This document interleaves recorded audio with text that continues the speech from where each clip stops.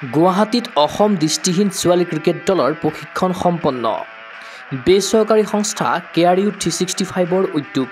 বেচৰকাৰী সংস্থা KRU 365ৰ উদ্যোগত গুৱাহাটীৰ মাছখোৱাৰ ঈদগাহ খেলপথাৰত 28 আৰু 29 ছেপ্টেম্বৰত দুদিনীয়া কাৰ্যসূচীৰে অসম দৃষ্টিহীন ক্ৰিকেটৰ ছোৱালী দলটোৰ ক্ৰিকেট প্ৰশিক্ষণ অনুষ্ঠিত হয়।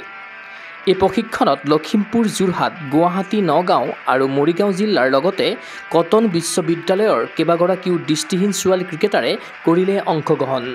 ছোৱালী ক্ৰিকেটাৰসকলক প্ৰশিক্ষণ প্ৰদান কৰিলে অসম দৃষ্টিহীন ল'ৰাৰ ক্ৰিকেট দলৰ খেলুৱৈ হোমেন বৰগোহাঁয়ে।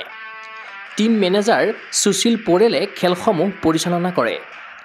ইফালে দৃষ্টিহীন খেলুৱৈসকলক গুৱাহাটীৰ সুৰজমল, জোহৰমল, চাংগানেৰিয়া ধৰ্মশালা ট্ৰাষ্টৰ উদ্যোগত থকাৰ সুব্যৱস্থা কৰি দিয়া হয়। উল্লেখ্য যে ভাৰতীয় দৃষ্টিহীন ক্ৰিকেট সন্থাৰ উদ্যোগত আয়োজিত ৰাষ্ট্ৰীয় পৰ্যায়ৰ খেলসমূহত ভাগ লোৱাৰ উদ্দেশ্যে সংস্থাৰ উদ্যোগত এনেধৰণৰ প্ৰশিক্ষণসমূহ নিয়মীয়াকৈ অনুষ্ঠিত কৰি অহা হৈছে। দৃষ্টিহীনসকলৰ মাজত ক্ৰিকেটৰ প্ৰসাৰৰ বাবে KRU 365এ দীৰ্ঘদিন ধৰি কাম কৰি আহিছে।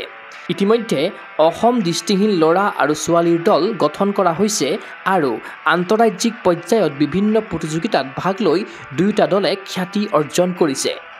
News desk report, Gogo sports NE।